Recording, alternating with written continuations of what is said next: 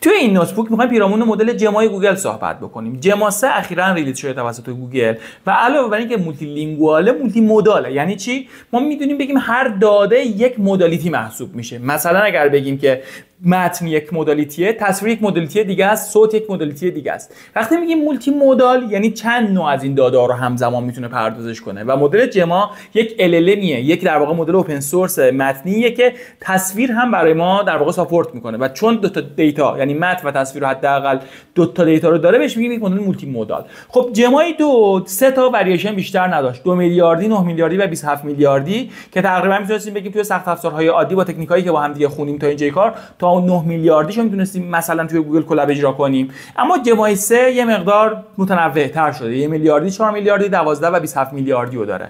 علاوه بر این کانتکست ویندوی خیلی بزرگتری داره، یعنی متن ورودی بزرگتری میتونم داشته باشم یا متن خروجی خیلی بزرگتری میتونم جنریت کنم و در نهایت از همه مهمتر اگر مدل غیر 1 میلیاردیشو بردارم تو ورژن 3 میتونم بیام از مدل های مولتی مودالش استفاده بکنم، یعنی بیام عکس یا ویدیو رو بهش بدم و یک تحلیلی روی اون بخوام. و علاوه بر انگلیسی 140 زبان دیگه از جمله فارسی رو ساپورت میکنه و همونطور که دیدیم هیچ کدوم در واقع از زبان‌ها به شدت انگلیسی توی دیتا ستش نبوده و توی انگلیسی همیشه بهتر عمل میکنه، اما همین که فارسی رو ساپورت میکنه میتونه برای فاین تیون کردن کارهایی که میخوایم انجام بدیم بسیار مفید باشه. همینطور که میبینید این مدل یکی از مهمترین کارهایی که کرده با پارامتر سایز خیلی کمتر دقت بنچمارک‌ها رو خیلی بالاتر برده. یعنی ما الان دیپسیکو داریم که خیلی معروف شده بود اما خیلی تعداد پارامترش بالاست، نزدیک 700 میلیارد پارامتر داره، اما این جمعه با تعداد خیلی کمتر مثلا تو لول 27 میلیارد میتونه یک اسکور خیلی خیلی بالا بگیره و این نشون از قدرت همچین مدلیه که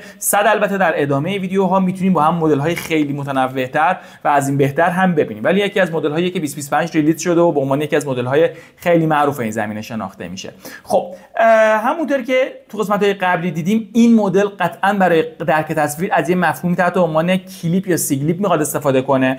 طبق چیزی که توی در واقع ریپورت ساینتیفیکشون گفتن اینها از سیگلیپ استفاده میکنن، یعنی اون ورژن کلیپ سیگمویدی. خب اگر قبلا مطالعه کردید فبه المراد، اگر یادتون نیست خیلی مهم نیست، یک قسمتی از شبکه است که توی قسمت‌های قبلی خیلی بحث شد پیرامونش و تو درک تصویر به ما کمک میکنه. حالا میخوام این مدل رو برم از هاگینگ فیس بیارم. کما که گفتم هاگینگ فیس سری از مدلاش گیتد ریپوزیتوریه. یعنی چی؟ یعنی قبلا باید برید یک تعهدنامه‌ای رو مثلا قبول بکنید و بعد مدل بهتون بدن. به همین دلیل باید بریم توکن داشته باشیم. خب فرآیند گرفتن توکن و چه فرآیند درخواست دادن برای مدل‌های مثل لامای فیسبوک یا جمای گوگل رو قبلا با هم دیدیم. حالا من این توکن خودم که حالا موقعی که شما ویدیو رو می‌بینید یا می‌خواید دوباره ران کنید ممکنه دیگه فعال نباشه، چون توکن من در واقع میرم پاکش می‌کنم قاعدتاً.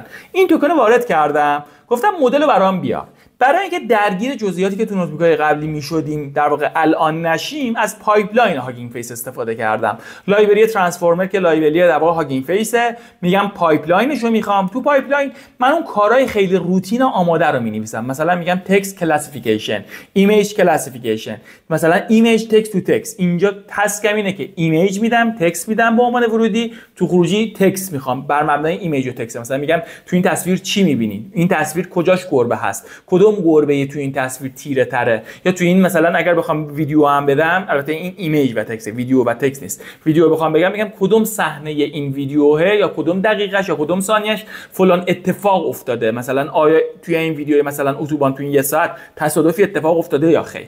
حالا من اینجا چون یک کار روتین انجام میدم، کار عجیب غریبی نیست، از پایپلاین استفاده کردم که حجم کد بیاد پایینتر، البته فلکسیبیلیتیم کمتر شد، یه مقدار انعطاف این کد کمتره، نمیتونم هر آن کاری که تو ذهنم هست و پیاده سازی بکنم، که البته الان برای اینکه درک کلی از جما پیدا کنیم نیازی هم نداریم. رفتم از مدل گوگل جمای 3 4 میلیاردیش که بتونم تو گوگل کلاب رام بکنم استفاده کردم و میگم موقعی که میخوای بیاری اینو روی کارت گرافیک یا کودا بنداز اصطلاحاً، و دیتا تایپی هم که میخوای بیاری بی فلوت 16 باشه. کمان که دیدیم توی دیپ لرنینگ معمولا از فلوت 32 یا 32 استفاده میشد، 4 بایت. اینجا به واسطه اینکه خیلی حجم مدل ممکنه بزرگ بشه، ما مفاهیم کورلیشن یا اصطلاحاً میکس پرسیژن رو داریم که در موردش حسابی بحث کردیم. اینجا میگم بی فلوت 16 یعنی نصف حافظه رو تقریبا بر من بگیره و توکن هم بهش پاس میدم که از این گیتد ریپوزیتوری بره به صورت در واقع آنلاین دانلود کنه. از این به بعد بتونم آفلاین از این مدل استفاده بکنم. یعنی یک بار که دانلود میشه دیگه توی کش کامپیوتر میمونه و اگر دسترسی به اینترنت هم نداشته باشیم میتونیم استفاده کنیم. یا اصلا اگر یکی کلا نمیخواد کامپیوترش به اینترنت وصل کنه، من میتونم این مدل دانلود شده رو برم کنار کداش بذارم و به صورت آفلاین کار بکنه، چون این در واقع کامل در اختیار ماست دیگه، مدل اوپن سورس اصطلاحاً. همینطور که میبینید اینجا داره مدل ها رو از اینترنت دانلود میکنه، چند تا لودینگ بر ما میاره. یکی اصطلاحاً شارد مدل رو میاره، تیکه تیکه های مدل میره میاره که حالا مدل چون بزرگه ممکن کانکتون لسه قچه اینا رو تیکه تیکه کردن. دو، میخواد این مدل ها رو بره در واقع توی رمتون لود بکنه که در نهایت بهتون در واقع قابلیت استفاده رو بده، حالا در کنار کانفیگ جیسون و اون کانفیگوریشن های خود مدل. من اینجا باید منتظر بمونم قاعدتاً که مدل برای من کامل لود بشه، چون دانلود 4 میلیارد پارامتر در واقع یه مقدار سنگینه و یه در واقع چند گیگی از شما نیاز به شبکه داره و اینا رو میخواد دانلود بکنه. گام بعدی، حالا من منتظر میمونم اینا دانلود بشه، اما گام بعدی اینه که یه عکس بهش بدیم، ازش سوالی بپرسیم. کما که خدمتتون گفتم LLM داده های خیلی زیادی دیدن، میلیاردها داده دیدن و الان ما میتونیم بگیریم یا مستقیم استفاده کنیم یا اصطلاحاً فاین تیونشون کنیم با داده های خودمون. اون قسمتی هم که تصویر دیده باز چند صد میلیون تصویر دیده. مثلا تو ورژن کلیپ ورژن اولیه که اوپن ای داده بود 400 میلیون بهش تصویر نشون دادن. تو ورژن های بعدی خیلی این تعداد باز بالاتر شد. حالا یه ترینی هم داشته این دوتا کنار هم ادپت بشن و در نتیجه میتونیم بگیم خیلی تصویر دیده. پس احتمالاً سلبریتی‌ها و افراد معروف در کنار اینکه اشیاء مختلف، مفاهیم، رنگا، نوشته اینا رو بلده، بتونه بلد باشه. من عکس یک بازیکن تنیس رو بهش دادم و میخوام ازش سوال بپرسم، اولا داره چیکار میکنه؟ دوما آیا این آدمو میشناسی یا نه؟ اینو به من بگو.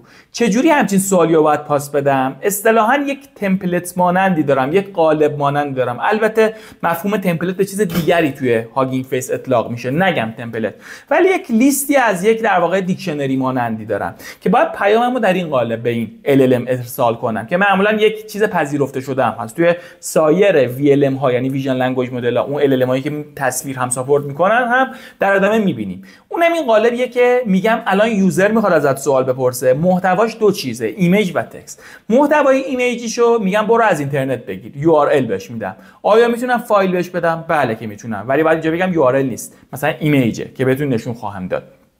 دو، متنمه که میتونم به فارسی یا انگلیسی یا هر کدوم از اون 141 زبونی که بلده ازش سوال بپرسم. چون تو انگلیسی بهتر جواب میده، فعلا انگلیسی پرسیدم، در ادامه فارسی هم ازش میپرسم. گفتم give the sport name and player name in this image. اسم اسپورت یا ورزش و اسم اون پلیری یا اون فردی که داره اون اسپورت رو بازی میکنه یا اون ورزش رو بازی میکنه رو به من بگو. نگفتم به چه زبونی بگو، ولی چون انگلیسی دارم مطرح میکنم، مدل بیشتر انگلیسی دیده، الان انگلیسی به من جواب میده، مگر اینکه بهش صراحتا بگم ایمپرشن که اینا میشه همون تکنیک‌های پرامپت تیونینگ و پرامپت نوشتن موثر. بعد به پایپلاینم که بالا ساخته بودم بهتون نشون دادم که گفتم ایمیج تکست رو میگیره به تکست تحویل میده، میگم این مسیج منه، یعنی مسیجم یه لیست دیکشنری ماننده.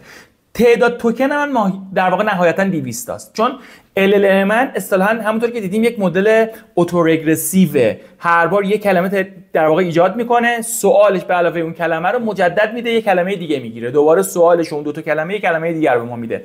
میگم تا که این کار در واقع ادامه پیدا کنه، یا خود مدل میگه من تموم شد کارم، یه توکنی به نام اند که اصطلاحاً یه اسپشیال توکن رو به ما برمیگردونه، یا مدل تموم نمیکنه کارشو، خیلی میخواد در واقع حرف بزنه. میگم 200 تا کلمه، حالا نگم کلمه، توکن، چون توکن کمتر از کلمه میتونه باشه، 200 تا توکن که گفتی کارو به اتمام برسون.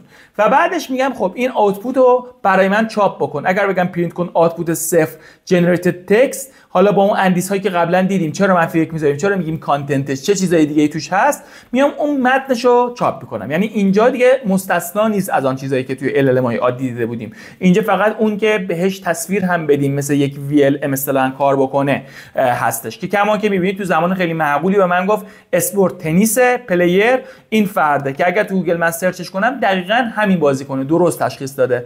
البته من اینو برای آیدنتیتی ریکگنیشن استفاده نمیکنم، چون همه آدما رو ندیده، یا ممکنه از یه بازیگری، یک سلبریتی کمتر 10% دیده باشه و خطا بگه، ولی قابلیتش رو داریم تست می‌کنیم که بله یه سری از افرادی که زیاد دیدم میتونه به شما درست بگه. من الان اومدم تو گام بعدی یک مثال دیگه زدم براتون. اگر نگاه بکنید اینجا، چون میخوام یه جور دیگه مدل رو لود کنم که فقط یه وریشنی ازش دیده باشید، بهتون گفتم که بیایید از ران تایم ریستارت سشن رو بزنید که اون مدلی که توی رم کارت گرافیک یا وی رم لود شده از رم خارج بشه، یه مقدار ویژوال رم منو خالی بکنه. بعد میگم اینجا مجدد توکنتون رو بذارید. توکن باید دسترسی رید داشته باشه، همونطور که نشونتون دادم چجوری از در واقع هاگینگ فیس بگید توی ویدیوهای قبلی یا قسمت‌های قبلی. توکن رو میایم کپی می‌کنیم که من الان این توکن رو اینجا میذارم و بعدش میام مدلی که میخوام لود کنم و این بار جهت تنوع میگم به جای پایپلاین با جماتری فور کاندیشن جنریشن بذار. دقیقاً کلاسی که خود گوگلیا نوشتن، نه اون چیزی که هاگینگ فیس برای همه این مدل ها متعدل گذاشته. پایپلاین چیز جنراله، میگه هر کی تو هاگینگ فیس مدلی داشت که عکسو در واقع متن میگرفت یه چیزی برمیگردون، از اون در واقع پایپلاین ایمیج تکست تو ایمیج استفاده کنه. اما جماتری فور کاندیشن جنریشن یه چیز تاسک اسپسیفیک خود جمعه، میگه دقیقاً ما گوگلیا این کلاس رو نوشتیم. قاعدتاً چون توی هاگینگ فیس گذاشتن بازم ترانسفورمر یا هاگینگ فیس ایمپورتش میکنم، اما خاص‌تره. قاعدتاً پارامترهای کانفیگی بیشتری در اختیارتون میده، دستتون بازتره، فلکسیبیلیتی بالاتره، یه مقدار حجم کدتون هم بالا میره، یعنی مقدار یه کوچولو سخت‌تر شاید بشه. باز هم اگه نگاه کنید مدل داره دانلود میکنه، اما دیگه نزده میخوام برم دانلود کنم، دیگه اون لود کردن از هارد تو رم رو برای من انجام میده، چون مدل رو کش کرده و منم ریستارت کردم سشن رو، رممو پاک کردم، وی رممو پاک کردم، هاردمو که پاک نکردم. پس مدل به مراتب زودتر از قسمت قبلی بر من لود میشه. من اینجا مدل بهش دادم، گفتم از این چک پوینت گوگل جماتری 4B که توکنم هم بهت میدم که بدونی قبلا اجازهشو گرفتم، برو اینو دانلود کن. البته الان توکنم نمیدادم می آورد، چرا؟ چون آفلاین یه ورژن ازش دیگه داشتم. بعد میگم دیوایسش اتو باشه، یعنی آقا اگر ترجیح دادی رو جی پی یو بره یه قسمتش بره، اگر دیدی رو سی پی یو هم خوبه بره، یا اگر اصلا مکینتاشی کارت گرافیک مخصوص مکینتاش داری یا کودا محسوب نمیشه، یه دستور دیگه است که بهتون نشون خواهند داد، بازم رو اون دیوایس بره. یه مقدار فلکسیبیلیتی رو با دستور اتو بالا بردم.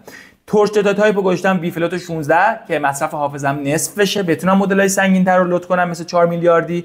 و در نهایت یک پروسسور ساختم برای توکنایزیشن، متن ورودی به اون عددهایی که بهتون گفته بودم تبدیل بکنیم. حالا میخوام یه سوال جدی‌تر ازش بپرسم. یه دونه قبض دارم که تو این هتل‌های مثلا خارج پسورد وای فای اینا رو میدن، میخوام بگم تو این قبضه مثلا پسوردم چی بوده. قاعدتا شما میتونید اینو برید توی یه فیش دیگه، یه قبض دیگه، مثلا بگید جمع فاکتور بالاخره چقدر شده، کارهای دیگری میتونیم ازش طلب کنیم.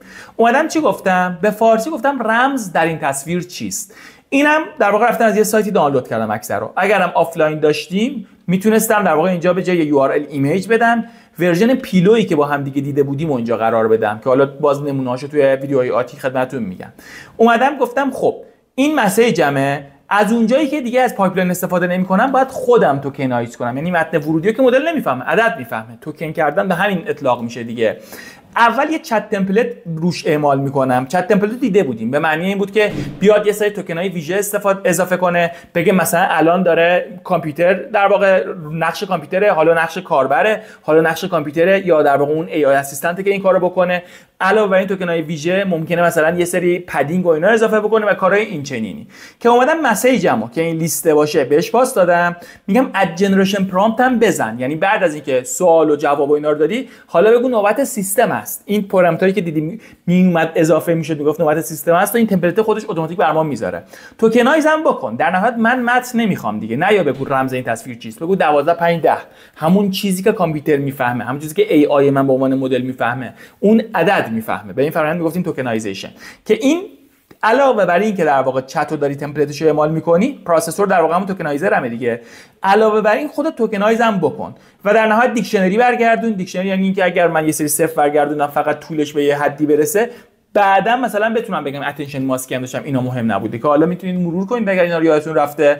و خروجیش هم از جنس پای تورچ باشه، تنسر فلوی نباشه. گفتم این بره رو اون دیوایسی که صلاح دونستی که معمولا کودا رو انتخاب میکنه. و بعد از اینکه این کارو کردم، اینپوت من چند تا کلید داره، یه دیکشنریه.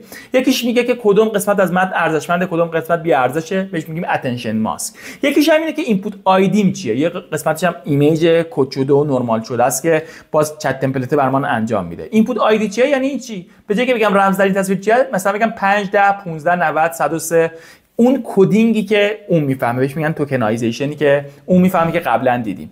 به این در واقع اینپوت لنی که آماده شده رو میفرستم به مدل جنریت، میگم نهایتا 100 تا بدون سمپل گیری درست کن. سمپل گیری هم دیده بودیم، رندومنس رو بالا میبرد، خیلی مدل یه خلاقانه به ما جواب میداد. الان خلاقیت مدل به دردم نمیخوره.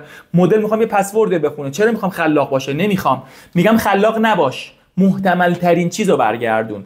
اینجوری جلوی رندومنس یا اصطلاحاً استوکاستیکی مدل رو میگیرم. اگر 100 بار ران کنم هر 100 بار یه جواب میده.